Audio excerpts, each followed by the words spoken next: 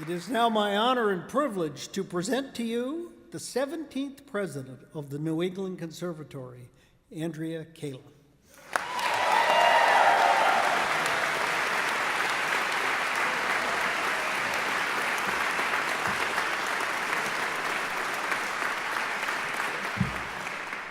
Thank you. It's really humbling. Chairman Burns, members of the Board of Trustees, Chairwoman Yog, and members of the President's Council, President Emeritus Lesser, and distinguished guests, faculty, students, and friends. So today is about the path and the work of the New England Conservatory, not that of an individual. And yet it is the absolute privilege of my professional life to stand with you today as part of this incredible community, sharing with all of you the important work of NEC. And it is deeply humbling to be entrusted with the responsibility of stewarding this exquisite institution whilst shepherding it into the future.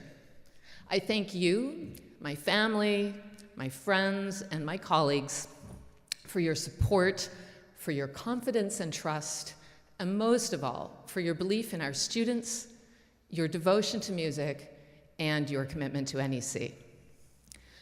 Please allow me also to take another moment to thank our performers. Because today is about NEC and celebrating NEC, it was particularly important to me that music be central to this day as it is to every day at this school. And I was truly honored that Denise Graves, our esteemed alumna, would sing for us because, you know, she's Denise Graves. Still will, that's a bucket list thing. Denise reflects the highest levels of artistry, clearly, but she also embodies the character, the qualities, and the virtues we hope will become evident in all of our students. To the faculty brass quintet, as well as our student trombonist who started us off this morning, thank you for bringing a sense of celebration and joy to today in a way that only truly brilliant brass playing can do. And this is from a pianist musicologist. Hats off. And to our student performers, the Verona Quartet and Evren Ozil, you have given us a glimpse of what the future of music sounds like, and it's really good. Thank you. And finally, I would like to thank Mark Volpe for being here today and for his gracious and inspirational remarks. The BSO was actually my very first off-campus visit. I think it was in week 2, and I remain so grateful for Mark's warm welcome to Boston and his generosity in supporting me in just even the past few months.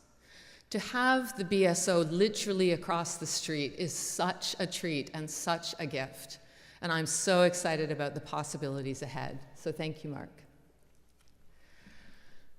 While nominally an interim and transitional period, the past 4 years at the New England Conservatory have in fact been marked by leadership. Certainly the Student Learning and Performance Center across the street stands very much in testament to that.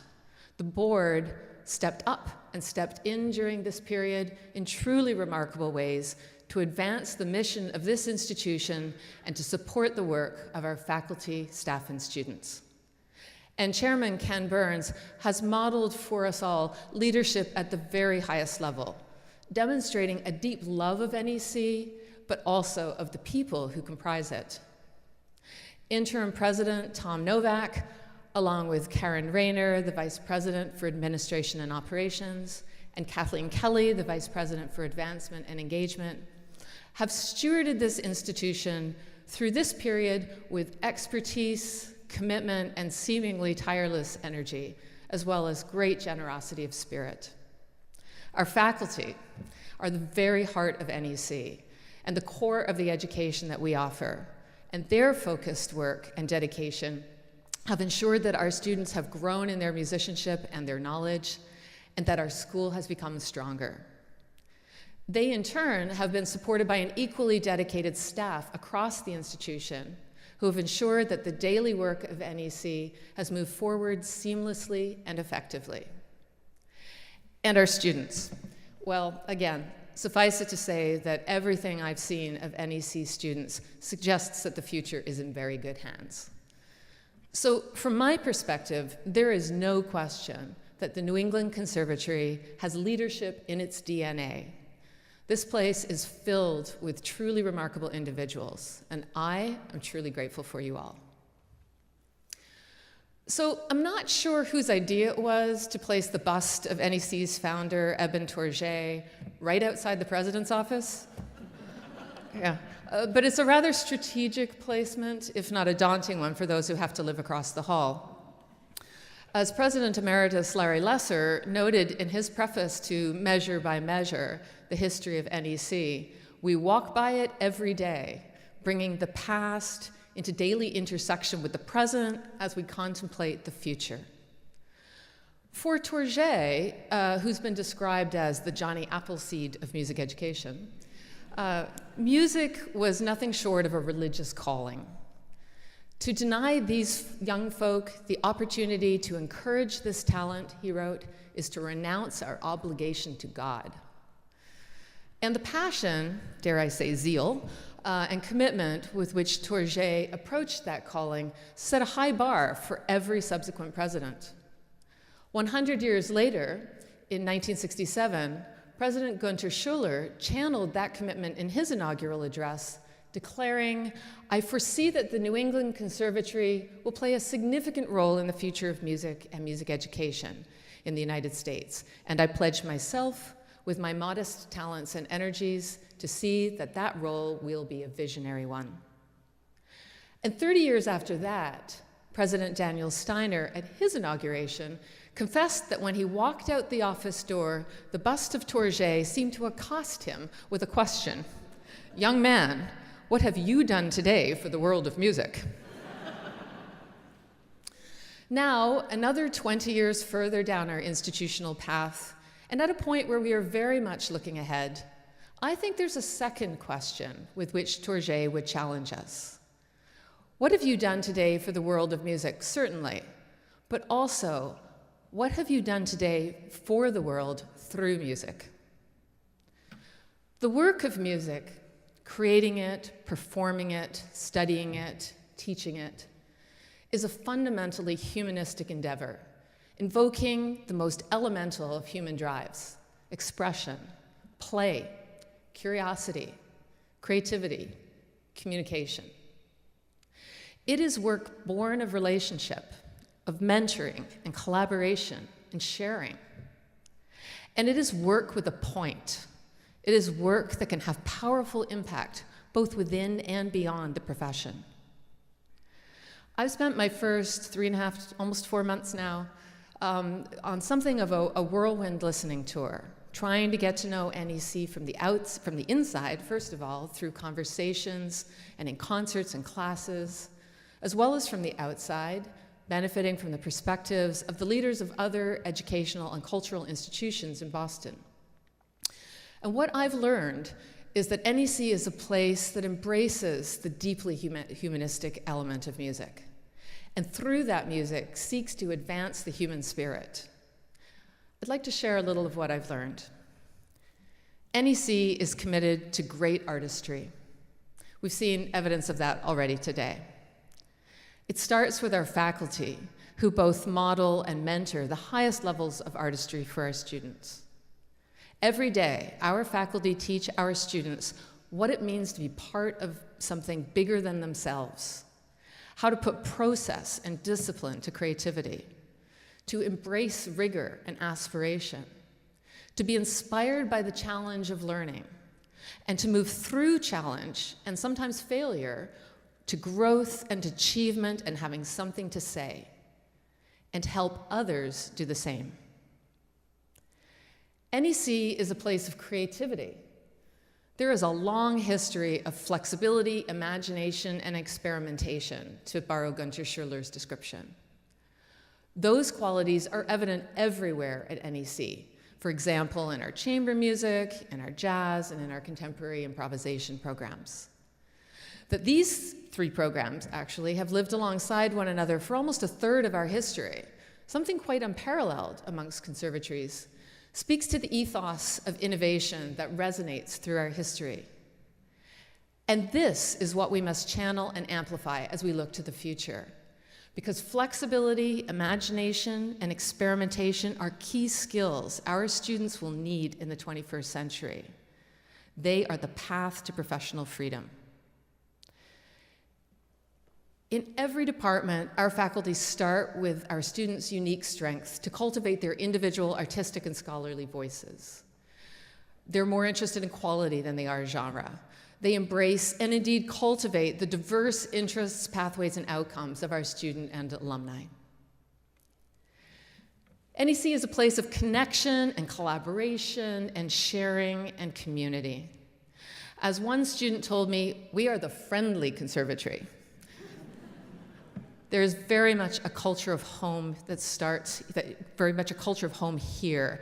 It starts in the studio, but it extends through the classrooms and the rehearsal halls, and it lives on in our extensive alumni community. Collaboration and connection resonate throughout NEC from prep to college, in ensembles large and small, in musicology, theory, and liberal arts classes that connect learning across disciplines, in hundreds of free performances that bring people together around music for magical moments, if I can use Larry Lesser's term, in community partnerships and entrepreneurial ventures, and in broader engagement across art forms, a particularly dimensional area of opportunity ahead, given that we live in one of the most culturally and educationally rich cities in the world. Boston is a veritable playground for transdisciplinary learning and connections of all sorts. And I certainly, as we look ahead, that is going to be a really wonderful opportunity to develop. And as we look ahead even further, igniting all three axes of the artistic triangle, making sure that our students prioritize the audience as well as the performer and composer will enliven connection, communication, and understanding. NEC believes in the transformative power of music in the world.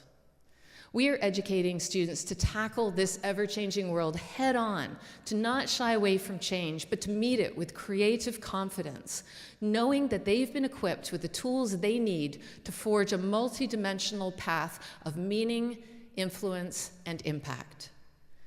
Music knows no boundaries. NEC's impact runs the gamut, from transcendent performances in world-class halls like this one, through community-focused programming and partnerships, to insightful and engaging professionals in myriad fields. And so, as we shape the future of NEC, there is much we can draw upon and build upon. These are the qualities we will cultivate and nourish so that we fulfill our mission of educating our students from prep to college in a way that prepares them to lead robust and meaningful professional lives in, around, and beyond music, and that prepares them to transform the world with a musical life in as yet unimagined, but oh so important and meaningful ways. I see this moment in time as a time of great opportunity for the arts, but for music and for NEC in particular. Creativity, imagination imbued with process and purpose and critical judgment is the fuel of the future, both in practical economic terms and in humanistic, cultural, and social terms.